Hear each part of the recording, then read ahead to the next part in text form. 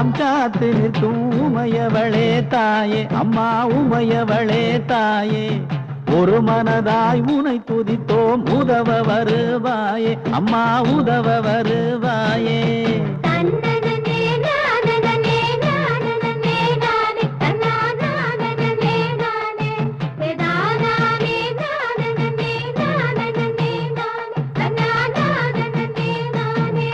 சோதி வடிவாயிருக்கும் சுந்தரியே தாயே, நாதியற்ற ஏழைகளை ஆதரிப்பாய் நீயே. ஏழைக்கெல்லாம் எவ்வளவோ குறைகள் உண்டு தாயே, விளக்கேத்தி வச்சு பூசை செஞ்சா நிறைஞ்சிருக்கு தாயே. தேரிழுப்போம் தீ மிதிப்போம் தேவி உனக்காக, தேவையெல்லாம் தீர்த்து வைப்பாய் ஏழையமக்காக, அம்மா ஏழையமக்காக.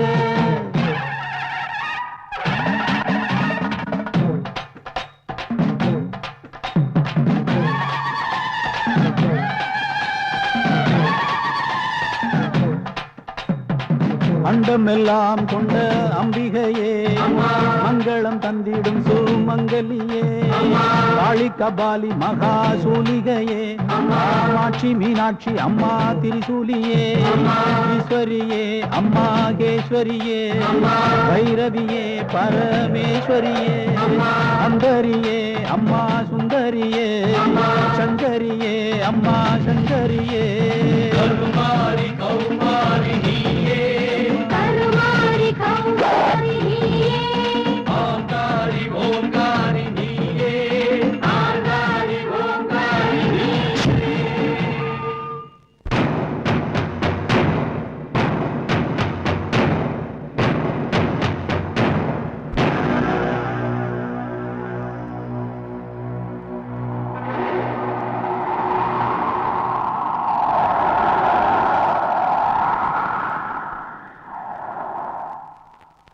Order order order. கோவில்பட்டி திருவிழாவில் ஏற்பட்ட ஜாதி கலவரத்தால் உயிரிழந்தவர்களின் எண்ணிக்கை 46 பேர். ஒவ்வொரு வருடமும் அந்த ஊர் திருவிழாவில் ஜாதி கலவரத்தால் பல உயிர்கள் பலியாவது வழக்கமாகிவிட்டதாலும் அதற்கு கோவிலும் கோவிலுக்காக நடத்தப்படும் திருவிழாவும் ஒரு முக்கிய காரணம் என்று நிரூபிக்கப்பட்டதாலும் இனியும் அந்த கோவிலில் திருவிழா நடக்கின்ற பட்சத்தில் பல மனித உயிர் இழப்புகள் ஏற்படுவது நிச்சயம் என்று கருதப்படுவதாலும் மக்களின் நலனையும் மனித உயிர்களின் மேன்மையையும் இந்த கோர்ட் கருத்தில் கொண்டு கோவில்பட்டி கிராமத்தின் கோவிலை காலவரையின்றி மூடுவதற்கு இந்த கோர்ட் ஆணையிடுகிறது.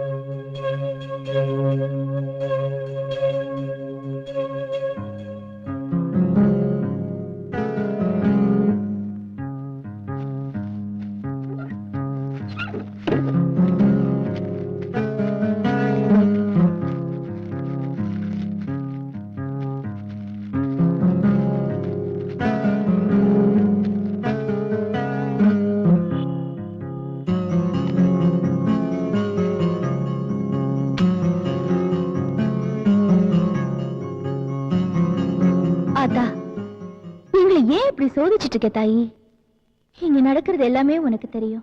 எங்களை ஏன் இப்படி ஊருக்கு தெரியாம வந்து உன்னை பார்க்க வைக்கிற? உன்னை பாக்குறது குத்தோன்னு மத்தவங்களை சொல்ல வச்சிட்டியம்மா. உன்னை பாக்குறதுக்கு எதுக்கு குறுக்கு வழி? இன்னும் எத்தனை நாளைக்கு தான் இந்த சோதனையும்? நீ எப்ப உன் கண்ணை திறப்ப? எப்ப இந்த கதவை திறப்ப? நீ கவலைப்படாதம்மா. ஆத்தா என்ன சோதிக்கிறான். இந்த கோயிலை மூடிட்டோம்னா இந்த பூசாரி என்ன வந்து பாப்பான மாட்டார சோதிக்கிறான். ஆத்தா எத்தனை நாள் என்ன சோதிக்க போற? ஆத்தா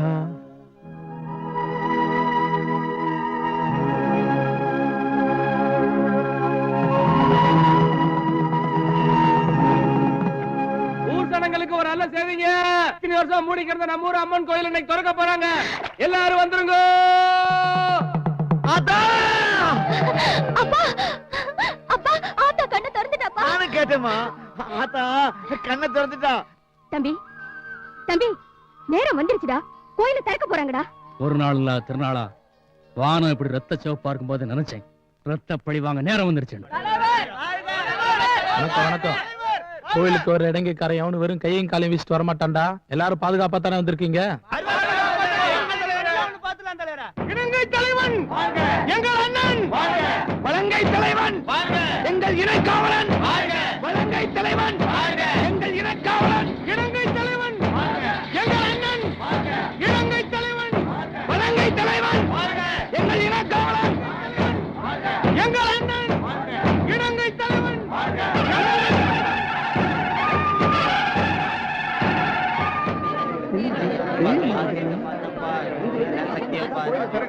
ரெண்டு ஜாதிக்காரங்களும் கேட்டுங்க. உங்க ஜாதி சண்டையால 5 வருஷமா மூடி கிடந்த இந்த கோயிலை திறக்கிறதுக்கு அரசாங்கம் இப்ப உத்தரவு போட்டிருக்கு. இவ்வளவு வருஷத்துக்கு அப்புறம் கோயிலை திறக்க வரும்போது கூட அருவா கம்போட ஆளுக்கு ஒரு பக்கம் நின்றுட்டு இருந்தா எப்படி? ஒண்ணு நிச்சயம், இந்த திருவிழால ஏதாவது வெட்டு குத்து கலவரம் நடந்துச்சு கோயிலை நிரந்தரமா மூடிடுவாங்க. அப்புறம் திறக்கிறதுக்கு வாய்ப்பே இல்லை. எல்லாம் உங்க கையில தான் இருக்கு. ஒத்துமையா இருங்க.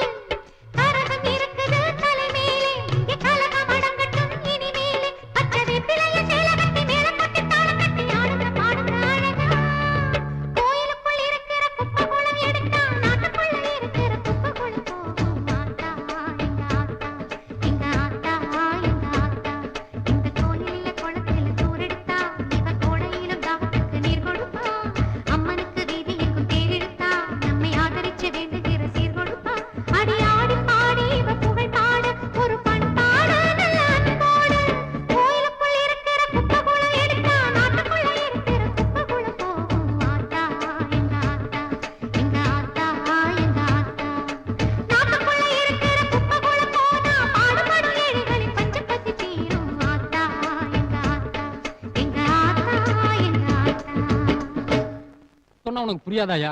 ஐயா பிஸியா இருக்காருன்னு சொல்றேன்ல, போயிட்டு அப்புறம் வா. போ. எங்க இருக்க அந்த ஆளு? மேல இருக்காருங்க. பழனியப்பா, பிள்ளையாரப்பா, முருகா, ஈஸ்வரா, பெருமாளே, ஐயப்பா, தனலட்சுமி, அன்னலட்சுமி, சந்தானலட்சுமி, வீரலட்சுமி, பார்வதி, மீனாட்சி, காமாட்சி, கற்பகாம்பாளே. எல்லா சாமிகளுக்கும் வணக்கம். எல்லா சாமியார்களுக்கும் வணக்கம். உங்களுக்கு யாருக்கு அதிக சக்தி இருக்கோ எனக்கு தெரியாது. ஆனா நான் எம்எல்ஏ ஆகி இன்னைக்கு இந்த நிலையில இருக்கிறேன்னா அதுக்கு காரணம் எல்லாம் நீங்க தான். கூடிய சீக்கிரம் என்ன மந்திரி ஆக்கிட்டீங்கன்னா நான் ரொம்ப சந்தோஷப்படுவேன். வா குட்டிமா வா, உனக்கு 100 ஆயுசு. நானே உனக்கு வண்டி அனுப்பலான் இருந்தேன். நீ சொல்றதெல்லாம் கேட்கறதுக்கு நான் ஒன்னும் பழைய கல்யாணி இல்ல, நியாயம் கேட்க வந்திருக்கேன். ஆமா, பொண்ணு பார்க்க போறியாமே? அட பைத்தியமே, எந்த நான் இதை உங்ககிட்ட சொல்லுச்சு? கோயில திறந்துட்டாங்கல்ல, அதை பார்த்துட்டு வரலான்னு இருந்தேன். உன்னை விட்டுட்டு வேற யாரையாவது. சும்மா நடிக்காதயா. இத பாரு, உன்னோட வாரிசு என் வயித்துல வளருது. அடடே, அப்படியா? தொடாதயா. இனிமேல நீ என்ன ஏமாத்தணும்னு நினைச்ச உன்னோட வண்டவாளத்தை போஸ்ட் அடிச்சு ஒட்டுவேன். கோட்டைக்கு போவேன், சிஎம் பாப்பேன், கொடி பிடிப்பேன், உண்ணாவிரதம் இருப்பேன். அதெல்லாம் முடியாம போன என் தலையில நானே மண்ணெண்ணி ஊத்திக்கிட்டு நீ குளிச்சுக்குவேன். என் சாவுக்கு நீதான் காரணம் ஊருக்கே காட்டிடுவேன். என்ன சாதாரணமா நினைக்காதையா. எனக்கு துரோகம் பண்ண நினைச்ச ஒன்னு சும்மா விட மாட்டேன். மாங்கல்யம் தந்து நானே மம ஜீவன ஹேது நாம். அதுக்கு மேல எனக்கு ஒண்ணும் தெரியாதுமா, ஐயருக்கு தான் தெரியும்.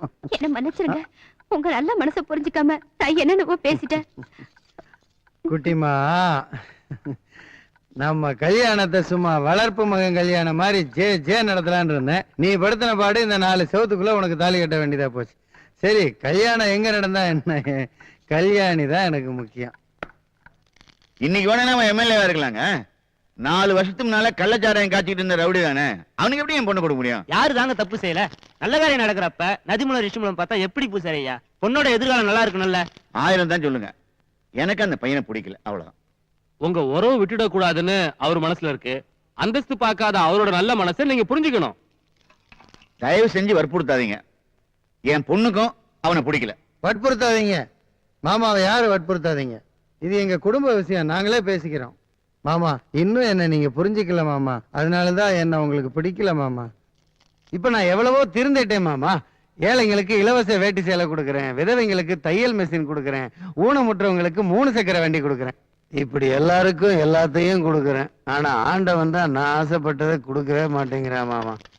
பரவாயில்ல மாமா, பார்வதியை நிச்சயம் பண்ணதுக்கு தான் இந்த பரிச புடவையோட வந்தேன். அவளுக்கே விருப்பம் இல்லாதப்ப புடவைய அம்மனுக்கு சாத்திருங்க மாமா. ஆனா ஒண்ணு, பார்வதி தான் எனக்கு பொண்டாட்டி. அவளா மனசு மாதிரி என்னை ஏத்துக்கிற வரைக்கும் நான் அவளுக்காக காத்துக்கிட்டு இருப்பேன். நான் வாரேன் மாமா.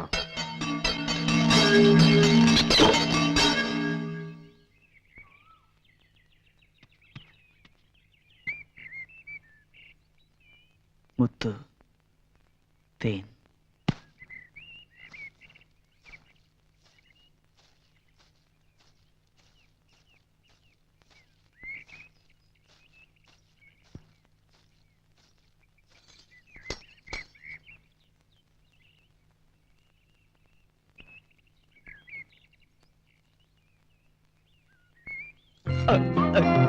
தேனு,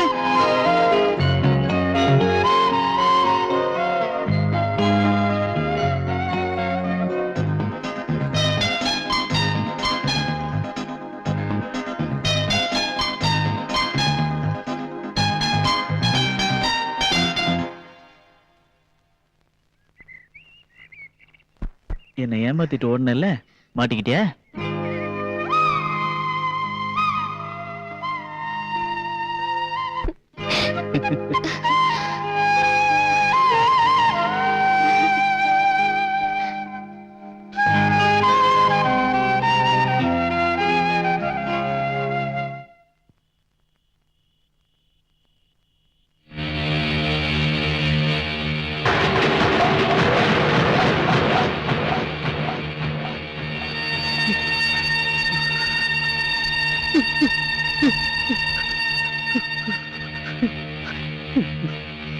மாமா, எங்கெல்லாம் உங்களை தேடுறது? சாப்பிட கூட வராம இங்க என்ன பண்ணிட்டு இருக்கீங்க? இது எந்த இடம் தெரியல. போன திருவிழாவில் எங்க அண்ணன் தர உருண்டு வந்து விழுந்த இடம். கல் நட்டு வச்சிருக்கேன். இந்த திருவிழாவுல எங்க அண்ணன் தலைய வெட்டினவன் தலைய வெட்டிடுறேன்னு சுடுகாட்டு சாம்பல் எடுத்து நெஞ்சில பூசி சபதம் எடுத்துட்டு வந்திருக்கேன். எப்படா குளிப்பாட்ட போறேன்னு அண்ணாடு என் அண்ணன் கனவுல வந்து என்கிட்ட கேட்டுட்டு இருக்கான். அண்ணன் இந்த திருவிழாவுல அவன் ரத்தத்தால ஒன்னு குளிப்பாட்டிடுறேன்னு. வெட்டுவானாடா? என்னைய வெட்டுவானாடா? அண்ணனை வெட்டுற கத்தி தம்பியை வெட்டாதா? நான் கடத்தருக்கு போறப்ப அருவாளோட தான்டா போறேன், கக்கூத்து போறப்ப அருவாளோட தான் போறேன். ஏன் என் பொண்டாட்டி கூட படுக்கிறப்ப கூட அருவாளோட தான்டா படுக்கிறேன். அப்படியே என்னை வெட்டிட்டான் வை, என் பிள்ளை அவனை வெட்டுவான். வெட்டுவல்ல, வெட்டுவான். அவனை வெட்டுவான், அவன் பொண்டாட்டியை வெட்டுவான், அவன் பரம்பரையை வெட்டுவான். வெட்டல. இந்த காலேஜ் சாயந்தரம் 5 மணிக்கு க்ளோஸ் பண்றது நினைச்சா ரொம்ப கோவமா வருது. ஏன் ராத்திரி வச்சிருந்தா எவ்வளவு சந்தோஷமா இருக்கும். மறுநாள் காலைல வரைக்கும் நமக்கு பிரிய வேண்டியது இல்லல்ல. நாம எங்க பிரியறோம்? நான் வீட்டுக்கு போனதுக்கு அப்புறமும் உன்னையே தான் நினைச்சிட்டு இருக்கேன், நீயும் என்னையே தான் நினைச்சிட்டு இருக்க.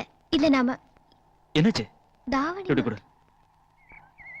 இதுக்கு தான் நான் அப்பவே சொன்னேன் நீ ஜீன்ஸ் டி-ஷர்ட் போடுன்னு. நீ சொல்லிட்ட, எங்க வீட்டுல ஒத்துக்கணுமே. நம்ம கல்யாணத்துக்கு அப்புறம் நீ ஜீன்ஸ் டி-ஷர்ட் தான் போடணும். என்ன? நீ கல்யாணத்துக்கு அப்புறம் வாங்கி கொடுத்தா நான் மாட்டேன், நான் சொல்லுவேன்.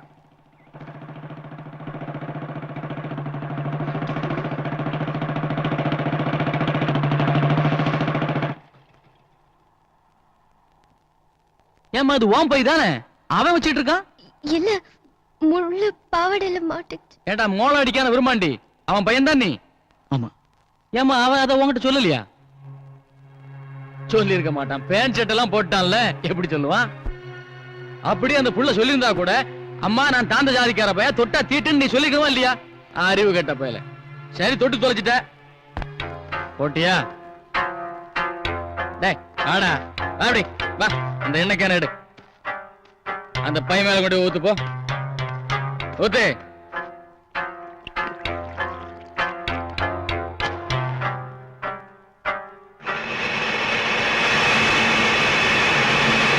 நீ வாமா.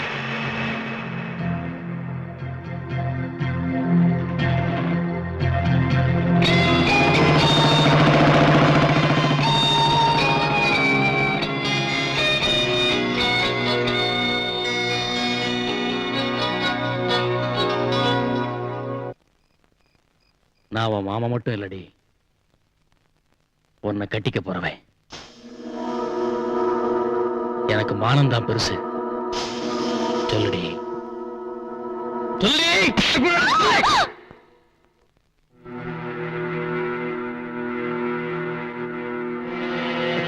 Unlucky girl. ஊரறிய தாலி கட்டணும்னு ஆசைப்பட்டேன், இப்படி ஊருக்கு தெரியாம இருக்க வேண்டியதா போச்சு. ஊத்துறா என்ன? அக்னி பகவானே வணங்கிக்கோ.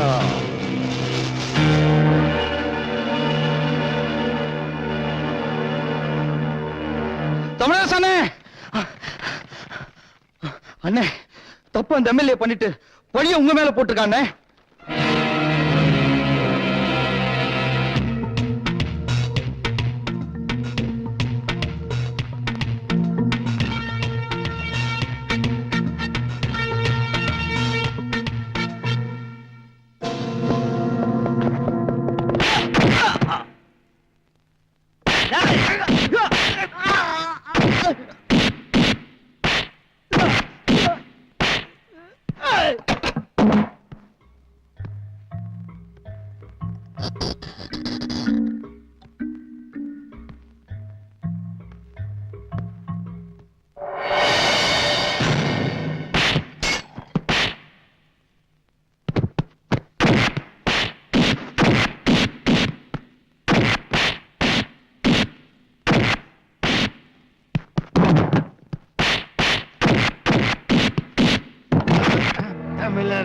என்ன விட்டு பொது சேவை செய்யறேன்னு சொல்லி அரசியல் முகமுடிய மாட்டிக்கிட்டு கொலை செய்யற, கற்பழிக்கிற, கொள்ளையடிக்கிற, ஆனா குற்றவாளி நாங்கன்னு போலீஸ விட்டு பிடிக்க வைக்கிற.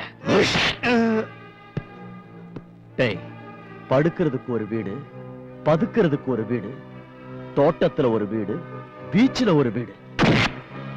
வீடாடா கட்டி வச்சிருக்கீங்க, அரண்மனைலடா கட்டி வச்சிருக்கீங்க. யாரோட பணம்? ஒதுங்கிறதுக்கு குடிசை கூட இல்லாத ஏழைங்களோட பணம். வெக்கமல்ல? செஞ்ச தப்புதான் விட்டு. இந்த தமிழரசன் இருக்கிற வரைக்கும் ஒன்ன மாதிரி ஆளுங்களை கொண்டுகிட்டே தான் இருப்பான். என்ன ஒண்ணும் பண்ணிடாத தமிழரசா, மன்னிச்சிரு, என்ன கொன்றாத. எது வேணாலும் எடுத்துக்கோ. தமிழரசனோட கட்சி தான் மக்களோட கட்சின்னு பிரச்சாரம் பண்றேன்.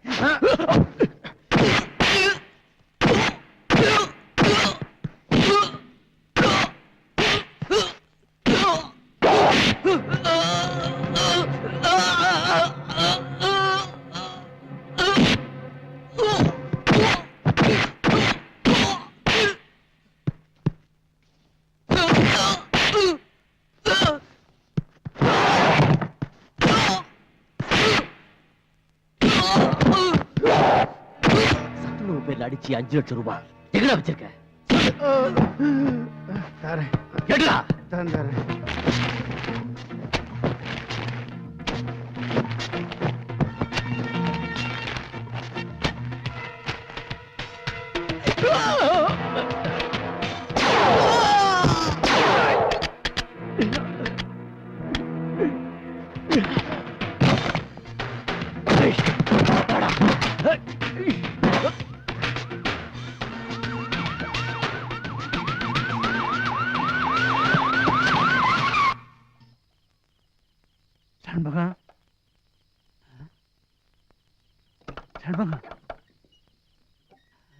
வாங்க.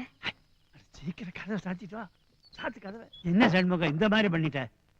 நான் தான் வரேன்னு சொல்லி ஆளை அனுப்பிச்சிருந்தேன்ல, நீ ஏன் அதுக்குள்ள கதவை சாத்திட்டு நிக்கிற? நான் வந்து லொட்டு லொட்டுன்னு கதவை தட்டணும், ஊருக்குள்ள இருந்து 4 பேர் பார்க்கணும், என் மானம் போகணும். இந்த நாயுடு எவ்வளவு மானத்தோட வாழ்றான்னு ஊருக்குள்ள எவ்வளவு நல்லா பேசுறாங்க தெரியுமா? இந்த மாதிரி ஏதாவது சொன்னா உடனே கோச்சுக்குயே. கொஞ்சம் தண்ணி கொண்டா.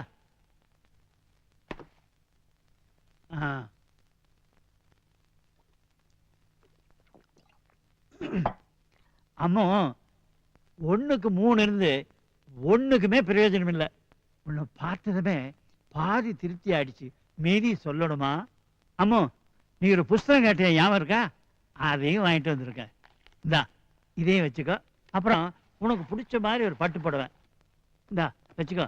அப்புறம் நீ கேட்காமலே நான் ஒன்று வாங்கிட்டு வந்திருக்கேன். என்ன தெரியுமா? என் வீட்டுக்கு ஏற்றாப்புல ஒரு புதுசா ஒரு ஸ்வீட் கடை திறந்துருக்கான். சும்மா பாதாம் எல்லாம் அப்படி அழகா போடுறான். சாப்பிட்டு பாரு, ரொம்ப பிரமாதமா இருக்கு. சாப்பிட்டு பாரு, ரொம்ப நல்லா இருக்கும்.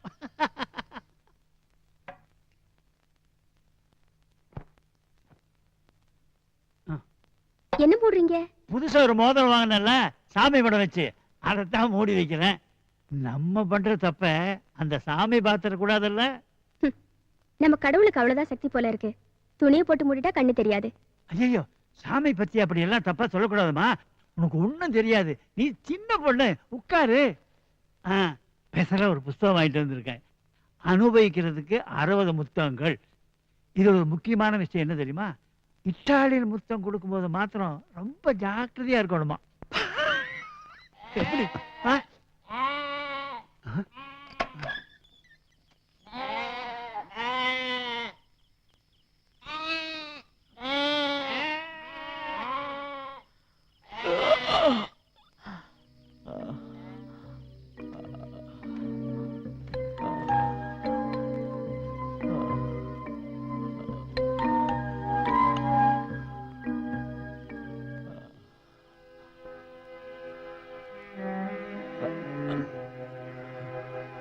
செண்பகம், செண்பகம், கதவு தர.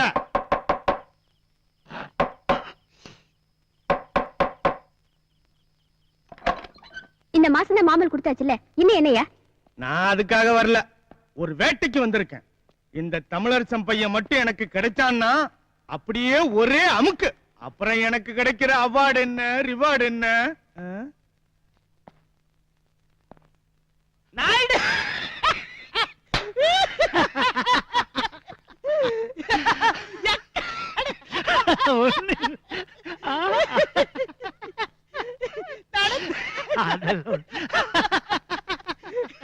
ஐயோ,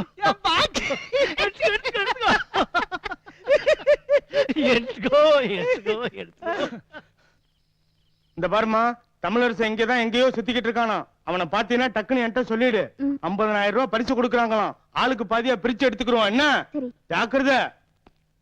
வாண்ட நேரமே சரியில்லை. மீண்டும் தலைப்புச் செய்திகள்.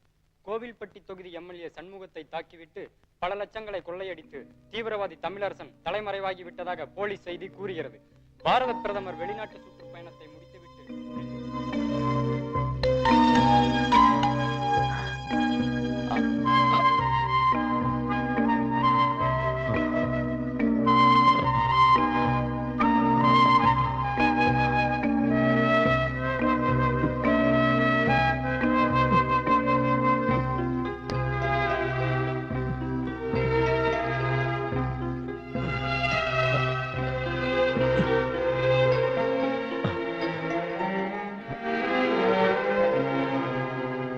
நல்ல வேளை உங்களுக்கு சீக்கிரம் குணமாயிடுச்சு. நான் யாருன்னு தெரியாம எந்த பலனும் எதிர்பார்க்காம நீங்க என் மேல காட்டின அன்புனால தான் நான் உயிரோட இருக்கேன். நீங்க யாருன்னு எனக்கு தெரியும். உங்க கொள்கை என்னன்னு தெரியும். நீங்க ஏழைகளுக்கு எவ்வளவு தேவைன்னு தெரியும். உங்களை போலீஸ் தேடுதுன்னு தெரியும். எனக்கு பாதுகாப்பு கொடுக்கிறது எவ்வளவு ஆபத்துன்னு உங்களுக்கு தெரியாதா? ஆபத்தா? நான் சந்திக்காத ஆபத்தா? காதலிச்சவன் கைவிட்டுட்டு போயிட்டான். தாலி கட்டினவன் சந்தேகப்பட்டு தள்ளி வச்சுட்டான். வாழ்க்கை கொடுக்கறேன்னு கூட்டிட்டு போனவன் என்னை வச்சு வியாபாரம் பண்ண ஆசைப்பட்டான். ஒரு ஆம்பளை எத்தனை பொம்பளைங்களோட தொடர்பு வச்சிருந்தாலும் அந்தஸ்துன்னு சொல்ற இந்த சமுதாயம் நான் 2 பேரோட வாழ்ந்தேங்கிறத காரணம் காட்டி என்ன விபச்சாரி ஆகுற வரைக்கும் துரத்தி துரத்தி ஜெயிக்கவும் ஜெயிச்சுதே.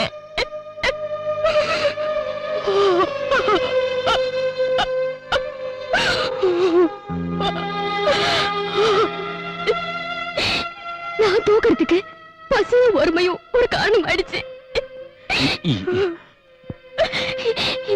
இதுக்கெல்லாம் ஒரு விடுவு காலம் வரவே வராத தமிழரசன். நம்ம மாதிரி ஏழைங்க விடுற கண்ணீர் இந்த கேடுகட்ட சமுதாயத்தை எரிச்சிடும். பல கோடி ஏழை மக்களுடைய வாழ்க்கை இன்னைக்கு கேள்விக்குறியாக்கப்பட்டதுக்கு காரணம் சில பேர் கையில பல கோடி குவிஞ்சிருக்கிறதுனாலதான்.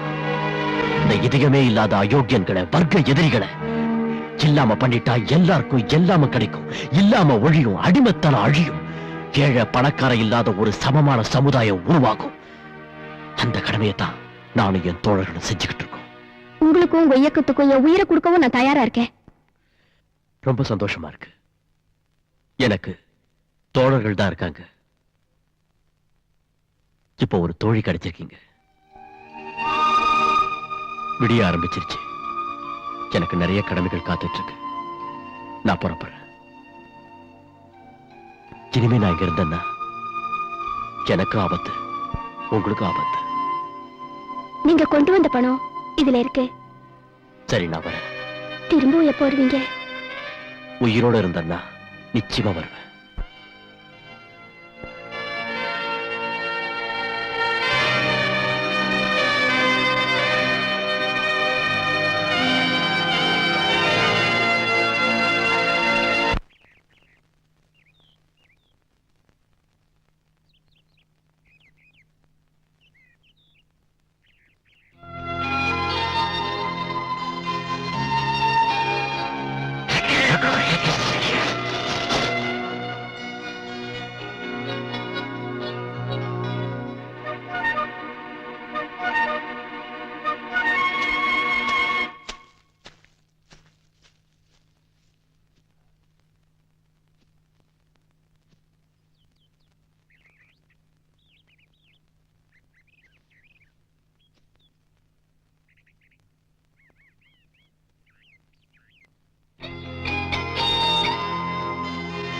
என்னாச்சு போது? 2 நாளா உனக்கு காணணும் பயந்துட்டேனே. சத்தியம் பண்ண போய் சத்தியம். உன்னை எனக்கு தெரியாதுன்னு, உனக்கு எனக்கும் எந்த சம்பந்தமும் இல்லைன்னு. சாமி, எங்களை இந்த மரமாவது படிச்சிருக்க கூடாதா? இல்ல பறவைகளாவது படிச்சிருக்க கூடாதா? ஏன் எங்களை மனுஷங்களா படிச்சு வேற வேற ஜாதியில பிறக்க வச்ச எங்களை எப்படியாவது சேர்த்து வச்சிரு சாமி.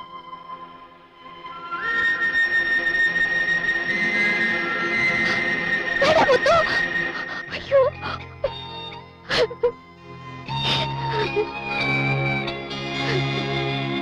ஊருக்குள்ள புதுசா ஒரு சாமியார் வந்திருக்காரா? வாங்கடா டேய்.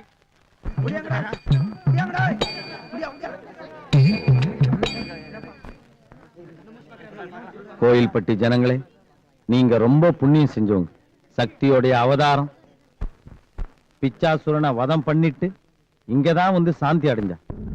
அவளை பிரதிஷ்டை பண்றதுக்காகவும் அவளுக்கு கோயில் கட்டவும் தான் என்ன அவளே கூப்பிட்டு அனுப்பியிருக்கா. இந்த பூ விழற இடத்துல யாராவது 2 பேர் வந்து தோண்டிங்கன்னா காட்சி தருவா. அந்த ஆச்சரியத்தையும் அந்த மகோன்னதமான காட்சியையும் நீங்க எல்லாரும் பார்க்க போறீங்க. ஓம். அந்த இடம்தான்.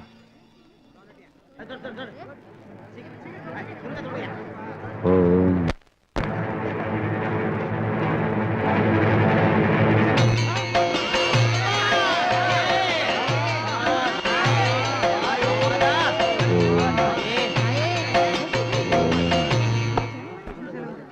நான் சாமியார் இல்லை. உங்க எல்லாரையும் கொஞ்ச நேரம் ஏமாத்துறதுக்காக தயவு செஞ்சு என்ன மன்னிச்சிடுங்க. நான் இந்த ஊருக்கு வந்ததோட நோக்கம் உங்க அறியாமைய போக்குறதுக்கும் எது உண்மை எது பொய்ன்னு புரிஞ்சுக்கிற பகுத்தறிவை வளர்க்கறதுக்கும் கடவுள் இல்லைங்கிற உண்மையை பிரச்சாரம் பண்றதுக்கு தான் வந்திருக்கேன். இப்போ எடுத்துமே இந்த சிலை இது 200 ரூபாய் கொடுத்து நேத்து நான் வாங்கினது. அதுக்கு வச்ச பேரும் சொன்ன கதையும் என்னுடைய சொந்த கற்பனை கதை. இப்படித்தான் நம்ம நாட்டுல பல புராணங்களும் கோயில்களும் கடவுள்களும் உருவாச்சு. எப்படி இந்த சிலைக்கு எந்த சக்தியும் இல்லையோ அதே மாதிரிதான் கோயில்ல இருக்கிற எந்த சிலையிலையும் சக்தியே இல்லை. நம்ம நாட்டுலதான் படிப்புக்கு ஒரு கடவுள், பணத்துக்கு ஒரு கடவுள் இருக்கு. ஆனா பணம் இல்லாத ஏழைகள் அதிகமா இருக்கிறதோ நம்ம நாட்டுலதான், படிப்பில்லாத பாமரர்கள் அதிகமா இருக்கிறதோ நம்ம நாட்டுலதான். படிப்புக்கோ பணத்துக்கோ கடவுளே இல்லாத மேலை நாடுகள் பணத்திலையும் படிப்புலையும் முன்னேறிக்கிட்டே இருக்கே. ஏன்? ஏன்னா அப்படி ஒரு கடவுள்களே இல்ல. கடவுள்கள் வாழறதா சொல்ற கோயில்கள் பெரிய பெரிய பூட்டுகளால பூட்டப்படுது. தங்க நகைகளால அலங்கரிக்கப்பட்ட கடவுளோட ஊர்வலங்கள் முன்னாடியும் பின்னாடியும் ஆயுதமேந்திய போலீசாரால் பாதுகாக்கப்படுது. ஏன்? தன்னையும் தன் நகைகளையும் கடவுளால காப்பாற்ற முடியாதா? முடியாது. ஏன்னா கடவுளே இல்ல. காலங்காலமா நாம கடவுளை கும்பிட்டுட்டு தான் இருக்கோம், புது புது கோயில்களை கட்டிக்கிட்டு தான் இருக்கும். ஆனாலும் கோடிக்கணக்கான ஏழைங்க அடிப்படை வசதி கூட கிடைக்காம குடிசையிலே பரம்பரையா வாழ்ந்துகிட்டு இருக்குமே. ஏன்? ஏன்னா கடவுளே இல்ல. கோபப்படாம ஆத்திரப்படாம நான் சொல்றதை கேட்டு யோசித்து பாத்தீங்கன்னா அந்த உண்மை உங்களுக்கே புரியும். இதுக்கு வரலாற்றிலிருந்தே ஒரு உதாரணம் சொல்றேன். சாணக்கியன் ஒரு மதியுக மந்திரி இருந்தான்னு உங்க எல்லாருக்கும் தெரியும். அவன் தம் மன்னனுக்காக ஆலோசனை சொல்றதுக்காக அர்த்த சாஸ்திரம்னு ஒரு புஸ்தகம் எழுதுறான். அதுல சொல்றான், மன்னா உன் கஜானா காலி ஆயிட்டா புது புது கடவுளை உருவாக்கு, அந்த கடவுளுக்கு கோயில் கட்டணும்னு சொல்லு. மக்கள் தங்கிட்டு இருந்த பொன்னையும் பொருளையும் வாரி வாரி வழங்குவாங்க. அதுல கொஞ்சத்துல கோயிலை கட்டிட்டு மத்தத உன் கஜானாவை ரொப்புன்றான். அதுதான் அன்னைக்கு நடந்தது, இன்னைக்கும் தொடருது. இதை இப்படியே விட்டுட்டோம்னா புது புது கடவுளும் கோயில்களும் உருவாக்கிக்கிட்டு தான் இருப்பாங்க. அதை நம்பி நம்பி நம்ம வாழ்க்கை நிலையோ கீழே போய்கிட்டே தான் இருக்கும். நாமெல்லாம் ஒரே இனத்தை சேர்ந்தவங்க, ஒரே விதையின் மலர்கள்ங்கிறத மறந்துட்டு ஜாதி பேர்லயும் மதத்தின் பேர்லயும் ஒருத்தர் அடிச்சுக்கிட்டு ரத்த வெள்ளத்துல புரண்டுகிட்டு இருக்குமே. ஏன் நாம எல்லாரும் ஒண்ணு சேர முடியாம நம்முடைய கைகள் எல்லாம் ஜாதிங்கிற பேரால தனித்தனியா கட்டப்பட்டு நாம எல்லாம் ஒண்ணு சேரணும்னா ஜாதிகளை ஒழிக்கணும். ஜாதிகளை ஒழிக்கணும்னா ஜாதிக்கு மூலமா இருக்கிற மதங்களை ஒழிக்கணும். மதத்தை ஒழிக்கணும்னா மதத்துக்கு மூலமா இருக்கிற கடவுளை ஒழிக்கணும். நாம ஒண்ணு சேரத்துக்கு தடையா அந்த கடவுளே இருந்தாலும் சரி, அவனை தூக்கி எறியணும். டேய், கடவுள் இல்ல நான் வாய்க்கு வந்தபடி பேசிக்கிட்டு இருக்கான். எல்லாரும் பாத்துக்கிட்டு இருக்கீங்களா? போய் அடுத்து சொல்லுங்க. இருங்கடா, நம்ம ஆளுங்க அவனை எதுவும் பண்ணாதீங்க. அவன் சாமியே இல்லன்னு சொல்லிக்கிட்டு இருக்கான். அவன் அடிக்கிற ஏன்டா தடுக்கிற? நீ சரின்னா நான் தப்புன்னுவேன், நீ தப்புன்னா நான் சரின்னுவேன். அதான் இந்த வேலுசாமி. நீங்க போனா போறதுக்கோ உங்க மிரட்டலுக்கு அடி பண்ணியறதுக்கோ நான் இங்க வரல. நான் இந்த ஊர்லயே தங்கி பகுத்தறிவு பிரச்சாரம் பண்றதுக்காகத்தான் அரசாங்க அனுமதி வாங்கிட்டு வந்திருக்கேன். அப்பா, நீங்க சாமியாரையா பாத்துட்டு வரீங்க? சாமியாரே இல்லம்மா, அவன் வேஷக்காரன். ஆத்தாவே குத்தம் சொல்றான். ஆத்தாவே இல்லன்னு சொல்றதுக்காக தான் ஊருக்கே வந்திருக்கானோ. ஆத்தாவை குத்தம் சொல்றானா? ஆத்தா இல்லன்னு சொல்றானா? அட ஏமா, இவன் இல்லன்னு சொன்னா அவ இல்லாம போயிடுவாளா? ஆத்தா எங்கேயும் நினைஞ்சிருக்கா, அவ பாத்துக்குவா. வா போலாம்.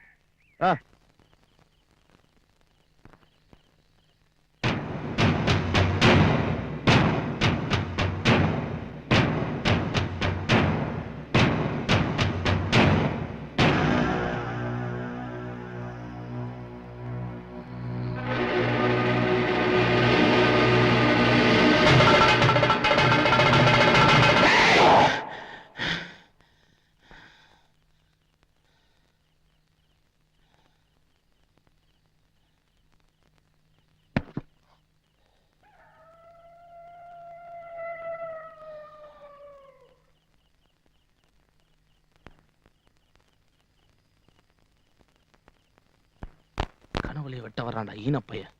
போன திருவிழாவில இவனையும் போட்டு தள்ளியிருக்கணும். தப்பிச்சிட்டான். இன்னைக்கு முடிச்சிடுறேன். டேய் 4 மணி வண்டிக்கு வர்றான்லடா. மாடசாமி சொல்லிட்டு போயிருக்கான். நிச்சயமா 4 மணி வண்டிக்கு வந்துருவானே. இன்னைக்கு அவன் தப்பிச்சிடக்கூடாது. நீ 2 பேரும் கூட்டுரோட்டு மணியில் நில்லு.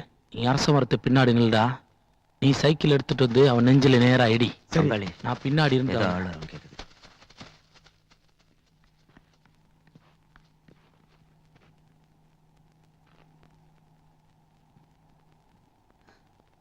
பங்காளி என் கூட வா.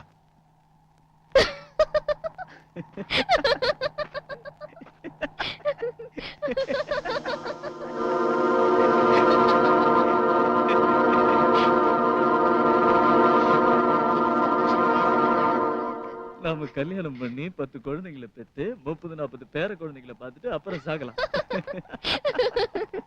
இடங்கக்காரன் எக்கு தப்பா மாட்டான் பங்காளி. பஞ்சாயத்தை கூட்ட வேண்டியதுதான். இப்ப எதுவும் தெரியக்கூடாதுடா. கீழ் ஜாதிக்கார பயலோட வாரிசு இடங்கக்காரன் பொண்ணு வயித்துல வளரணும்டா.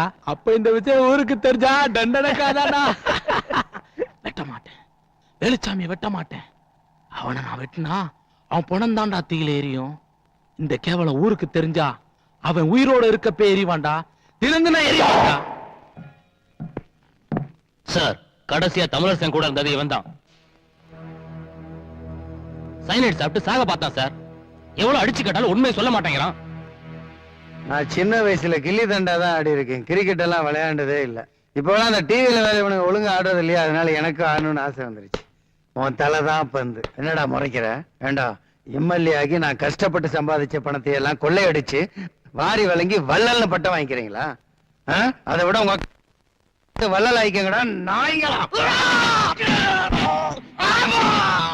இந்த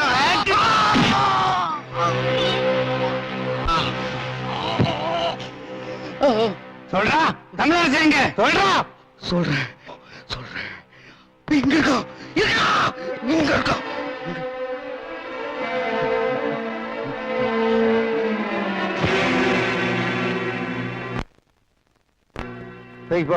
பாரதமோ புண்ணியத்தின் பூமியடா. இங்கே பிறந்தவங்க எல்லாருமே பாவியடா. ஊரிலே உலகத்திலே உனக்கும் எனக்கும் மத்தியிலே எத்தனை எத்தனை சாமியடா.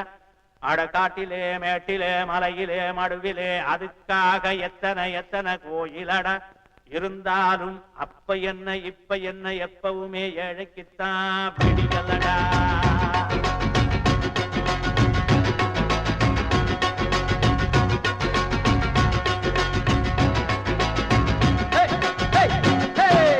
அறிவிருந்தா கொஞ்சம் யோசிச்சு பாரு மனுஷ ஜன்மமே. அறிவிருந்தா கொஞ்சம் யோசிச்சு பாரு மனுஷ ஜன்மமே. அட கடவுளும் மதங்களும் சாதியும் மனுஷனை பிரிக்குதடா. இந்த மனுஷன் மூளைய பக்தி என்னும் கரையா நறுக்கிதடா. மனுஷனுக்கு பிரச்சனையா, சாமிக்கு மட்டும் அர்ச்சனையா. அறிவிருந்தா கொஞ்சம் யோசிச்சு பாரு மனுஷ ஜன்மமே. அறிவிருந்தா கொஞ்சம் யோசிச்சு பாரு மனுஷ ஜன்மமே.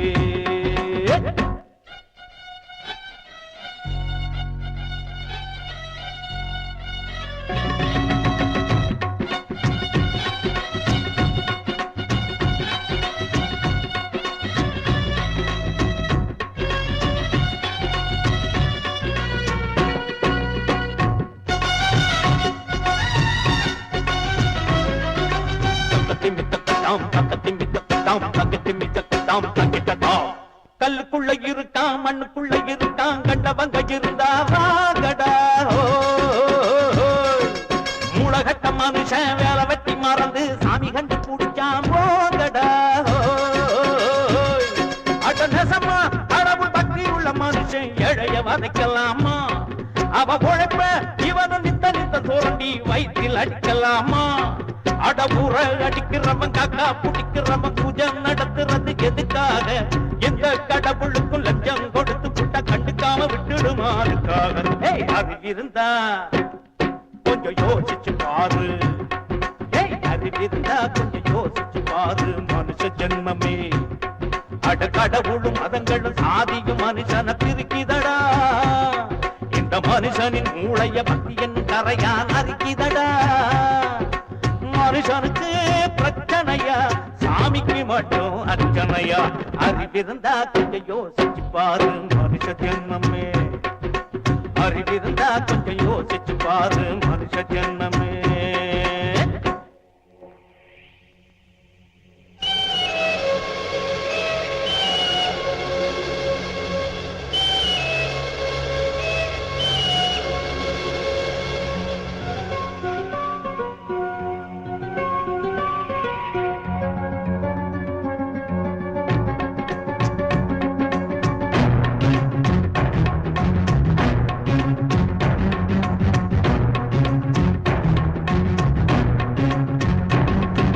அண்டமெங்கும் இருக்கும் ஆண்டவனுக்கு எதுக்கு கண்ட கண்ட இடத்துல கோயில் ஆடமண்டைகளை உடைக்கும் சண்டைகளை வளர்த்தா மனுஷனி பொழப்பே சாயில்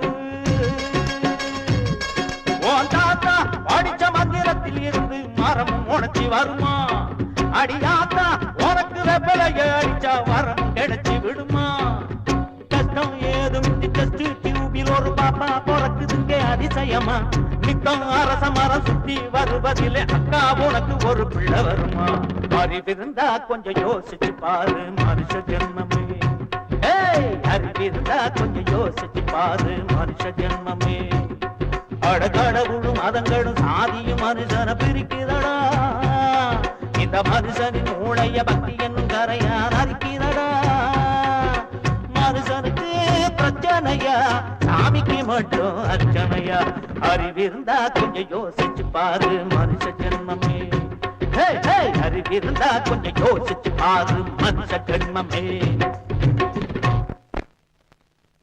ஆத்தா எங்கேயும் நிறைஞ்சிருக்கிற ஒண்ணு ஒருத்தன் இல்ல இல்லன்னு சொல்லிட்டானே நீ இருக்கங்கிறத அவனுக்கு மட்டும் இல்ல இந்த உலகத்துக்கே நிரூபிச்சு காட்டுறேன்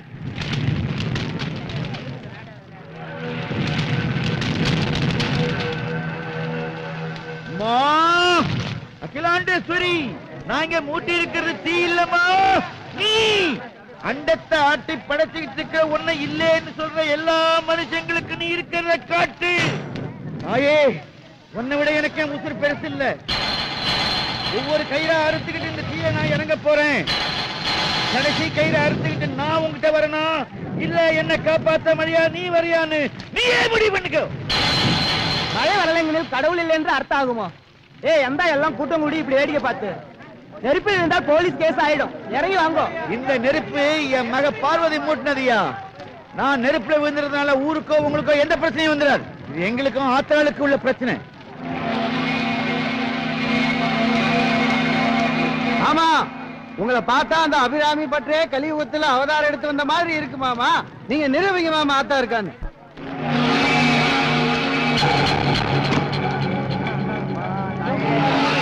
ஆத்தா மலையா வருவா மாமா வெற்றி மாலையோட நான் வந்திருக்கிறேன் மாமா இங்க பார் நெருப்பு அணைய கூடாதுரா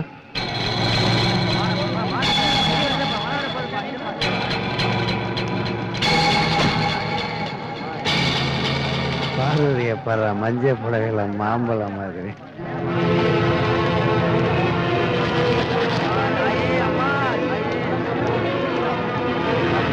என்பதை பார்த்தா மழை வந்துருமோ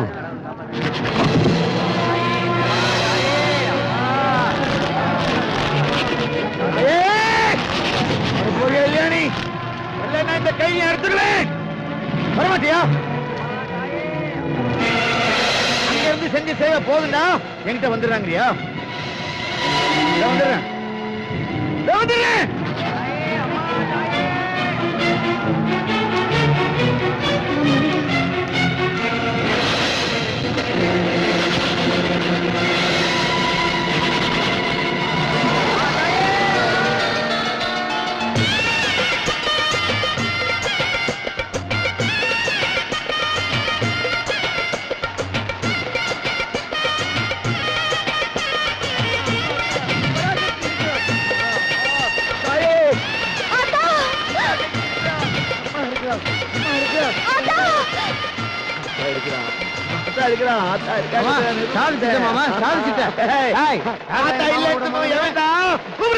ஐயா இங்க இருக்க நான் இங்க இருக்கேன் ஆத்தா மழையை பெய்விக்கல நான் தான் பெய்விக்கிறேன்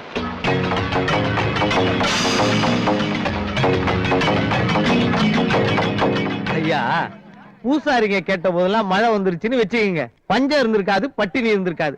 அனாவசியமா நீங்க நெருப்புல விழுந்து செத்து போயிருந்தீங்கன்னா உங்க பொண்ணு அனாதையா இருக்கும், ஊர் ஜனங்க எல்லாம் உச்சி கொட்டிட்டு போயிருப்பாங்க. இனிமே இந்த மாதிரி விஷ பரீட்சை எல்லாம் இறங்காதீங்க. நீ நினைச்சிட்டு இருக்க, நீ செஞ்சதான். ஆத்தாதான் உனக்குள்ள பூந்து உன் மூலமா மழையை பெய்ய வச்சிருக்கான். பாருங்க ஐயா, யாரும் எனக்கு தெரியாம என்னோட மனசுக்குள்ள போக முடியாது. உங்க மூட நம்பிக்கையில நீங்க இந்த நெருப்புல வந்து சாகறதுக்கும் தயங்க மாட்டீங்கன்னு எனக்கு தெரியும். இது உங்களை காப்பாத்தணும்னு நானே எடுத்த முடிவு. நீ என்னடா முடிவு பண்றது? அவசரப்பட்டு மாமாவோட பக்தியை சோதிச்சிட்டியாடா. நீ தண்ணி அடிக்கலன்னா ஆத்தா மலையை வர வச்சிருப்பா, இல்லாட்டி எம்மூல தண்ணி அடிக்க வச்சிருப்பா. இங்க பா, இதுக்கு மேல இந்த ஊர்ல நீ இருக்கணும்னா ஒழுங்கா ஆத்தா காலில் விழுந்து மன்னிப்பு கேட்டு பொட்டி கடை வச்சு பழச்சுக்கு போ. இல்ல இந்த ஊரை விட்டு காலி பண்ண வேண்டி இருக்கும். ஆமா, அந்த ஆளை ஏன் ஊரை விட்டு போக சொல்றீங்க? ஆண்டவன் இருக்குன்னு அவர் மனசை மாத்துறதுக்கு தான் ஆத்தா அவர் இந்த ஊருக்கு அமைச்சிருக்குன்னு ஏன் நினைக்க கூடாது?